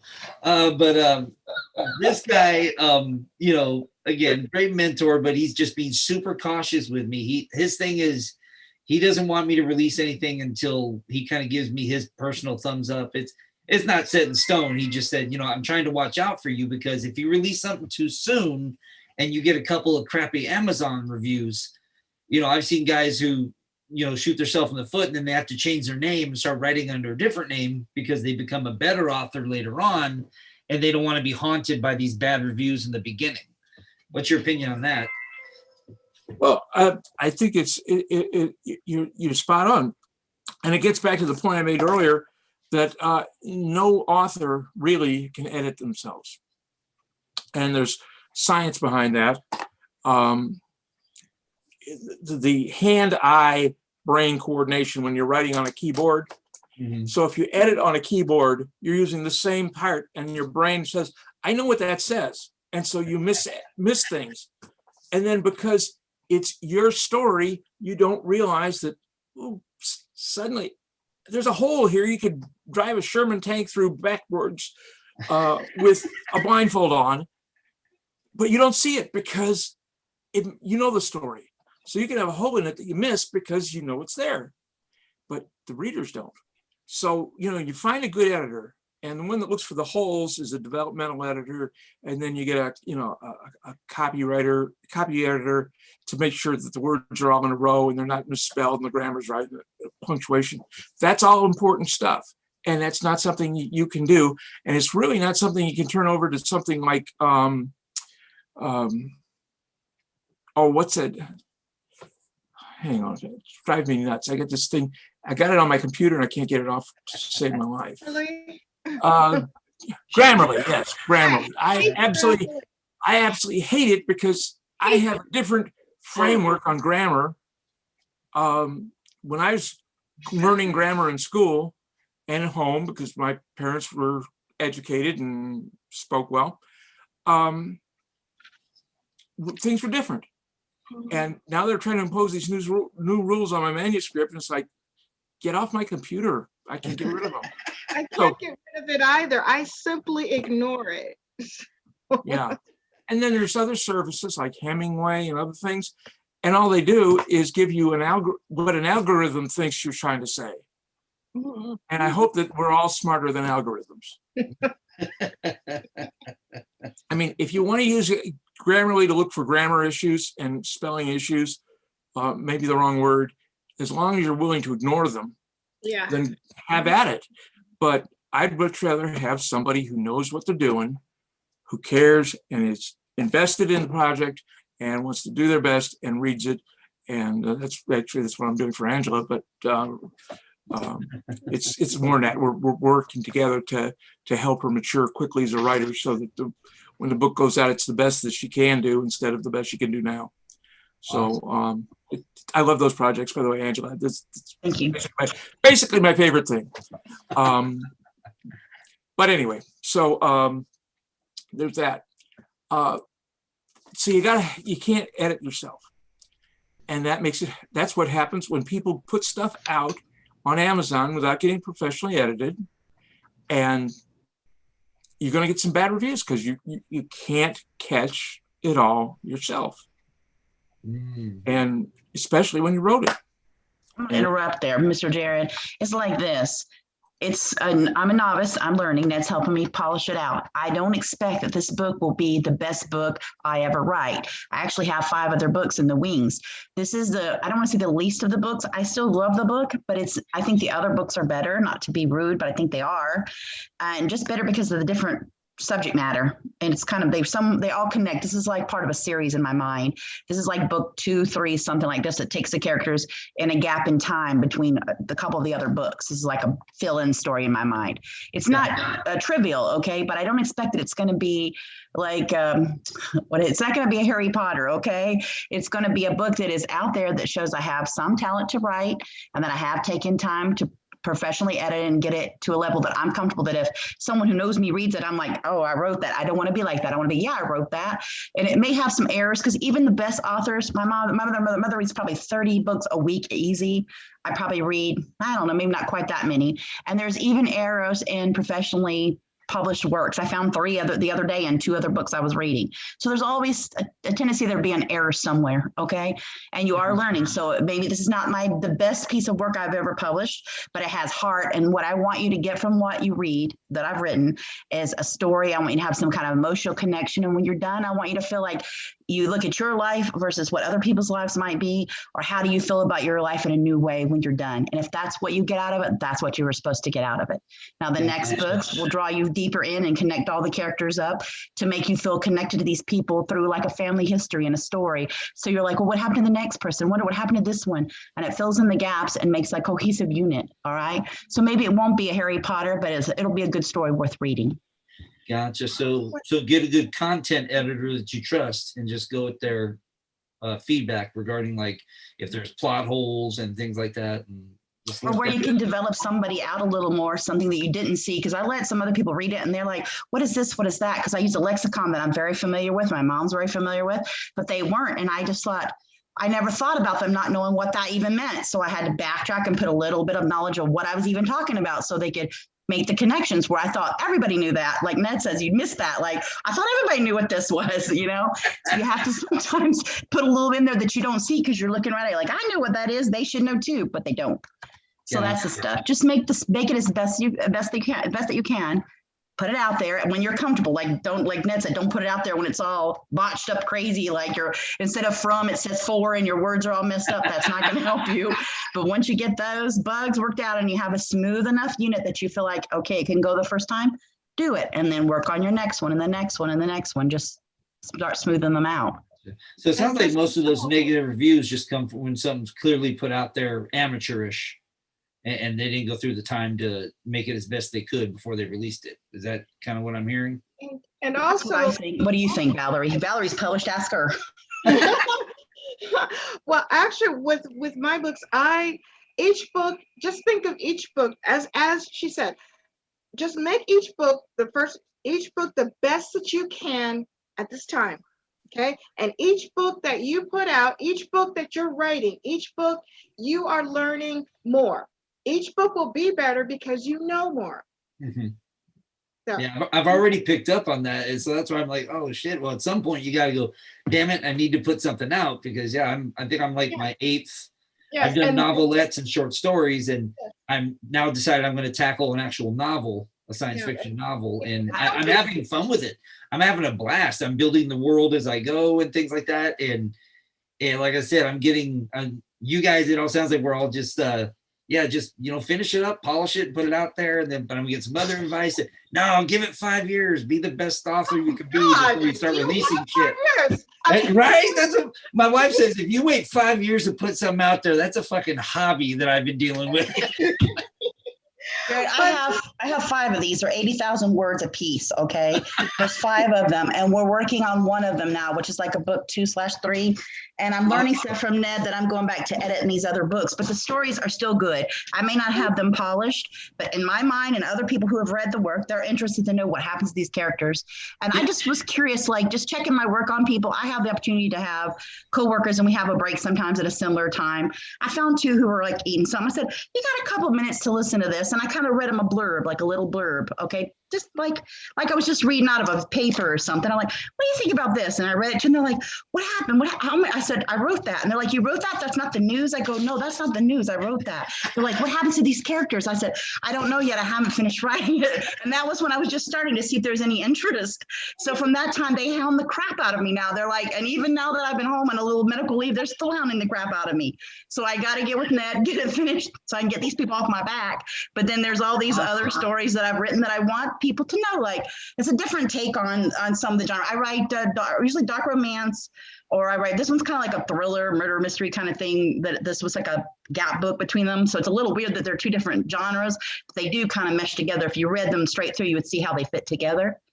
And that's it. I just want one to be, and I want you to feel something. And when you read it, I want you to like have your tissue. I mean, you're like, oh my God, that happened to that person. You're like, and the next moment, I want you to feel like, oh my God, this is so good. You know, I can't believe it turned out like that. You know, just something like that. You're on the edge and then you feel good when you're done with it. So as long as you get that from people, you can make an emotional connection to them, then they love it, you know? And just writing all kinds of different things. I mean, how Ned knows I write all kinds of shit. I'm eclectic too. Like when you said that you mentioned, I think I apologize. I'm trying to. Was that you, Elizabeth, that said you're writing the lesbian rom-com?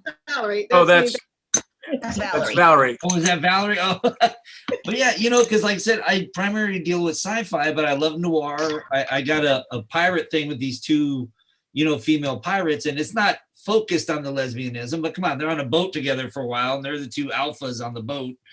You know, and so there's some shenanigans, and then they got it's just fun adventure, and I don't shoehorn in the sexuality. It's there organically. Thing about being a writer, we get to write all kinds of shit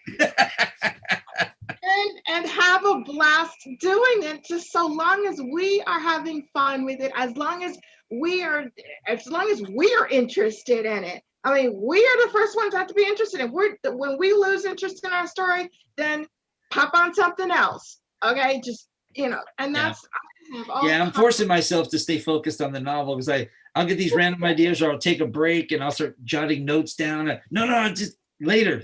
I got to stick with finish one thing. Don't do that, Jared. If you have a good idea, put it on the side and come back to it. Or like I say, I have about 5 books. One of them is going to be a 2-part. And I left the character when I last wrote what he was doing. He'd left on an overseas adventure, and I don't know what he's doing there. So he's off till I get back to him. Okay. But then I have something going on another one. So it just depends. And I'm still trying to work on this in my time too, to go back and make corrections and put some pieces together where Ned showed me I had some holes. Hey, Ned, do you have an email you can put in the chat so I can stay in contact with you? Sure. I'm working on my 7-book sci-fi my sci-fi space operas. So that's the great, and I just finished the proposal for Namaste Romance, and working on my book of poetry that I promised my children when they were younger. They're in their 30s. Wow. And Val, are you working on that Netflix thing with the script and everything? Are you working on that still on the side too? Yes. Okay. Yeah. Mm-hmm. Is this, which book is it that has the dragon erotica? Oh no, that's the dragon erotica. That's Rencontre, allegory of a divorce, where the 2 dragons are fighting over an island. About my divorce. No, that's right in the middle. That's right in the middle of Caterpillar, Pieces for My Golden Woman, which I wrote individual pieces of my midlife crisis, meltdown, and implosion of my life when I turned 50. So yeah, that's out. That's one of the 3 that's published. So I've got Namaste. Wow. No, I've got Quandaries of Love, which Ned, forever helped me with, which forever bonded me with him. That's Quandaries of Love.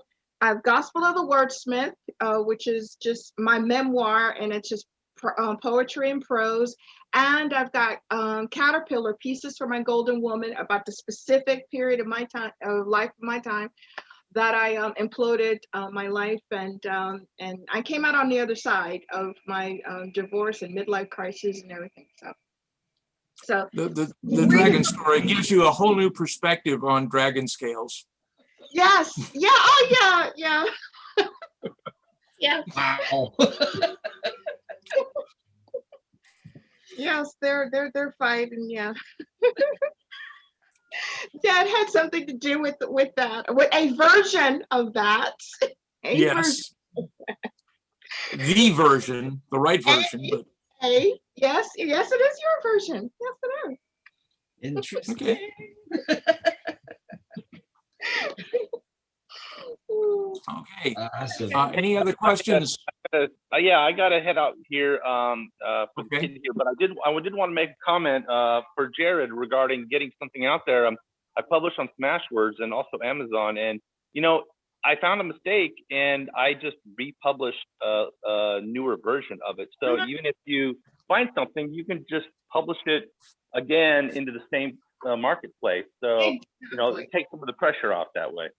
Exactly. That's exactly what I did with Quandaries of Love.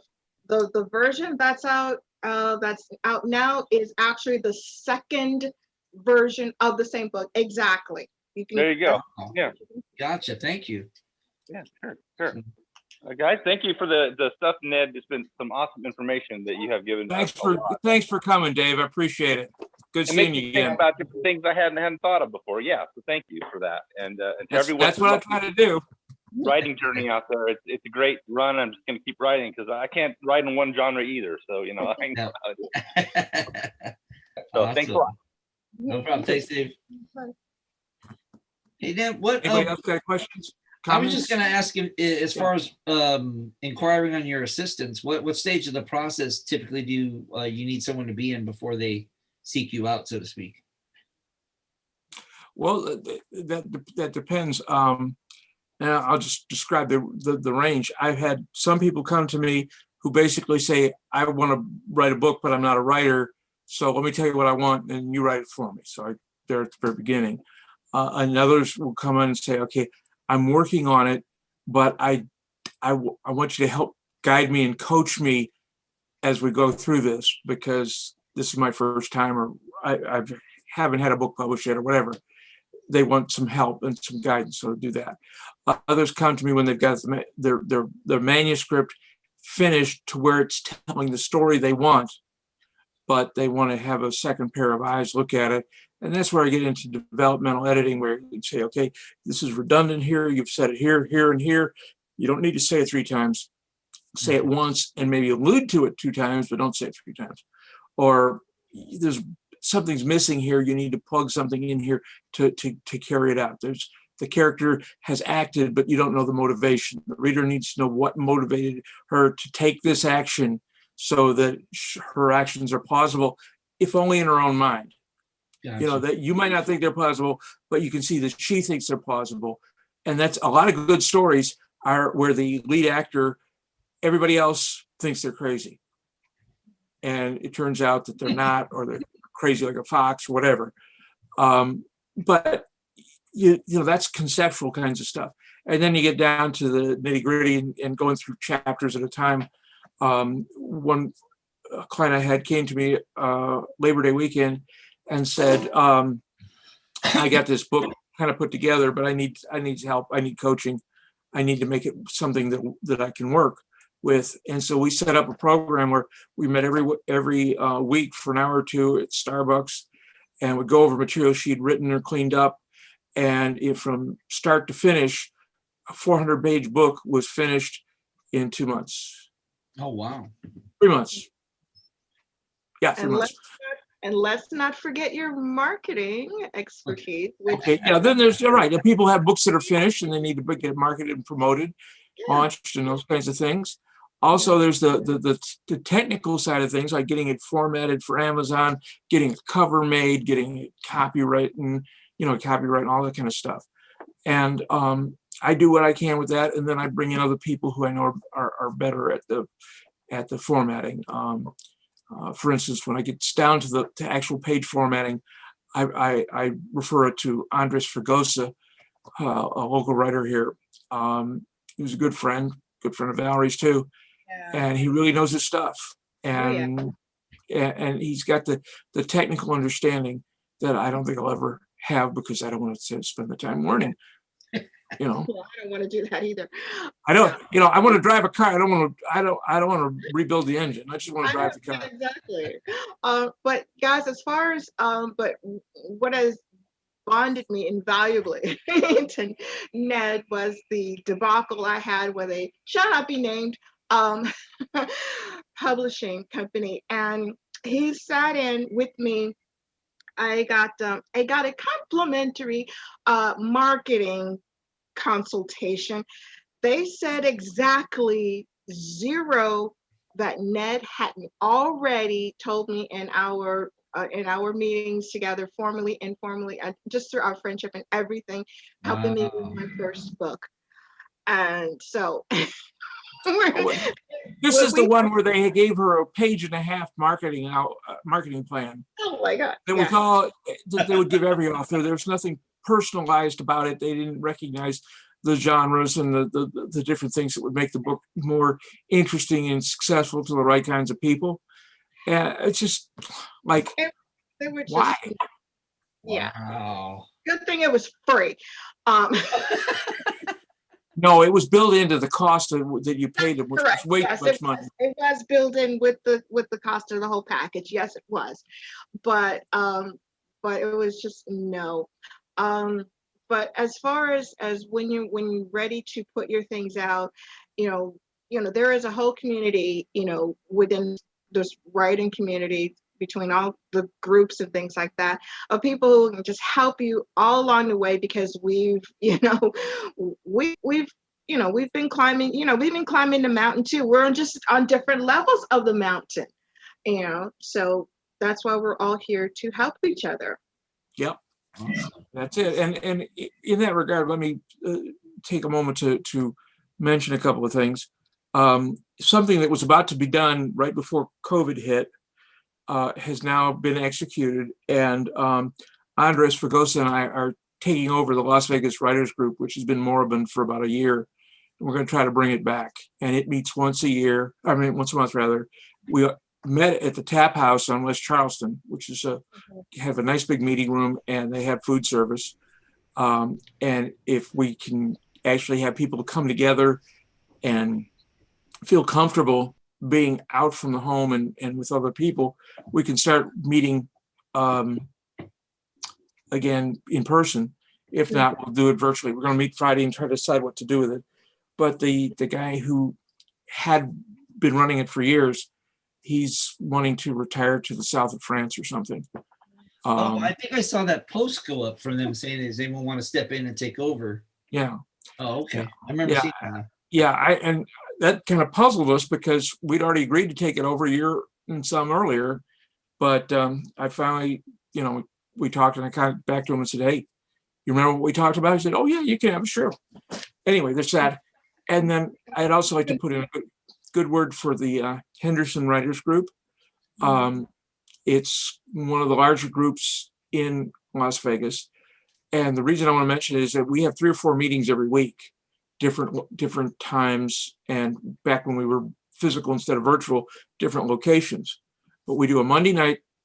Every Monday night is read and critique, although the first Monday of the month, we will have an educational program, and then if there's time left, we'll do some read and critique. We have a Wednesday that twice a month, it's read and critique. Once a month, it's a book club. Once a month, it's a board meeting. And if there is a 5th Wednesday, it's another educational program. We have an afternoon program on Thursday. And yeah. What's that about? Group on Thursday, 2:00. Yeah, 2:00 on Thursday. And then once a month, we have something called Dime Grinds. We used to go to a coffee shop and people could get coffee for 10 cents. And we'd have 3 published authors come in and read from their book and talk about their book, answer questions, and stick around and sign and sell them afterwards. We've done this virtually, and it seems to be working. I mean, we can't have the coffee and we don't get to buy the books on site, but you can buy them on Barnes & Noble on your way home. But That's coming up. To go back to those live interactions. Yeah, and we're the board's debating it. You know, COVID is such a moving target. As I mentioned earlier today, a week ago, CDC says people with vaccinated don't need to wear masks. We're not going to change that. This is final. And then 4 days later, yesterday, they said, oh, people who have had vaccinations still should wear masks indoors or in crowds outdoors. So if that's the science that we're supposed to follow, then we don't know, you know, you can't plan from one week to the next. Word just went out that July 30th, indoor masks are required again. Yeah. Yeah, I know. And, you know, then when the governor tried to do that in Nevada this time, the state gaming board said, wait a minute, we're not even beginning to recover from the loss we had when we were closed before. The employees can wear masks, but the guests have to be free to do what they want. And the governor looks like he was going to go along with that because, as you know, most of Nevada State's treasury is funded by taxes on tourists, casino taxes, taxi taxes, rental car tax, you know, hotel, whatever. And I loved it back in, 2 months after he closed everything down. Sisolak, Governor Sisolak was in public saying, what happened to our money? And it was like, hey, you just closed down everything that was generating tax revenue. Maybe that's what he had to do. But there were consequences that they were trying to ignore. So we'll see. But I want to take it back to being able to be face-to-face as soon as possible. But I don't know when possible is. Gotcha. Yeah, Yeah. the Delta variant's really wreaked a lot of havoc. Yeah, we're on 2 of those don't travel lists. What did they say? California and what was the second one? Chicago. That they don't advise people to come to Las Vegas right now. Hawaii. Yeah, there was those 2 plus 4 or 5 others. Something. Yeah. But the others are small population states. Doesn't really matter. California matters a lot, but I don't think anybody listens to the government there, so it doesn't. May not matter after all. One other thing, I mentioned earlier that there's an annual conference, Act Like an Author, Think Like a Business. It's a 3-day program that is a really intensive crash course on the business side of writing. And literally, if you absorbed it all, it would be the equivalent of an MBA and getting self-published. It's just all there. And I got a text yesterday from the person who's running it. I'm helping her with it, but she's running it in charge. She said she wanted me to be able to offer people who I thought might really be interested a 50% discount, given a code word that, if you use the word, then you get 50% off. So if you're at all interested, go to the Path to Publishing page and then look under the conference, link there, see what all is involved. And then if you're interested and you want to save 50%, let me know and I'll give you the password. Yeah, I've been there. I've been to it twice. I've done the staycation twice. It's worth it. She has Joylyn. Wow, she just lights up, it just lights up every room that she's in. And the material is just, you take with you the rest of the year. I mean, this gets you in, all the different things you can do with your book, everything. And I mean, like Ned said, it's basically an MBA in 3 days, BA in everything you're from nuts to bolts in your book. Awesome. It's very intensive.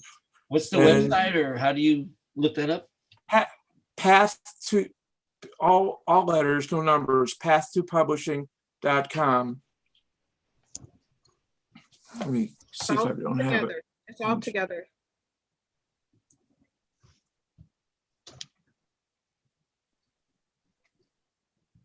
Okay, hang on just a second, I'll post it. Mm-hmm. Yeah, it was at the Rio. Is it is she doing it at the Rio again, Ned? I don't think so. Okay. Well, the 2 times I did, I stayed at the Rio when she was the 3 days.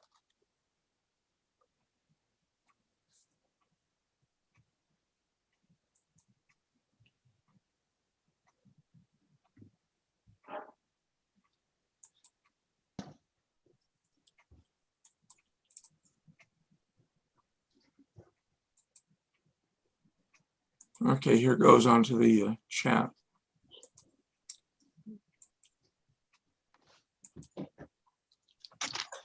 So if you're interested or you know somebody who might be interested, please have them get in touch with me and I'll walk them through what they need to do. Sure. Thank you. It's I've been fortunate enough, this will be our 4th year, and I've been fortunate enough to be a guest speaker each time. And I've got an exciting new program coming up for this program. I think a lot of people are going to like it. Ned, what's the date? Oh, okay. Hang on just a second. I just brought it up. September 23rd through the 25th. 23rd to 5th, Thursday, Friday, Saturday, 23rd to 25th. Oh, okay.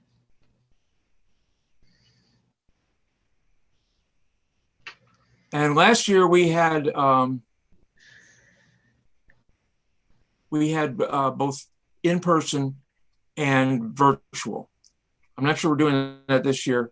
Oh, the main and breakout sessions will be virtual and limited in-person seats to join the main instructor, Joylyn Ross, teaching the main sessions live for 3 days. The energy that comes off that woman would I know. light up the sun. I mean, she's just incredible. And what she knows is just fantastic. And because we got a lower cost venue, Hampton Inn and Suites in Henderson, the prices come way down from last year. Yeah, I told her one time that the son had to wear shades. Yeah.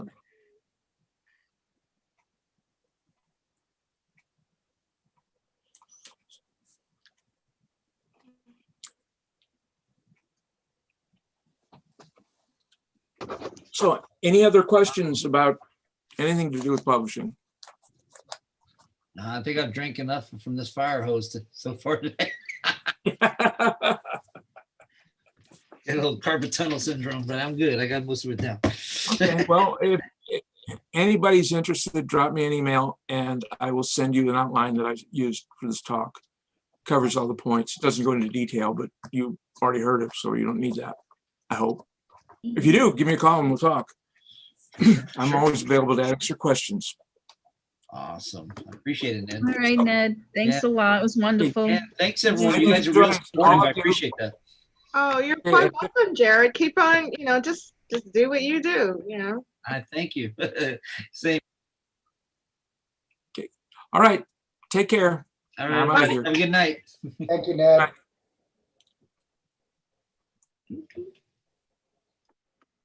Oh, yeah. Okay, signing off.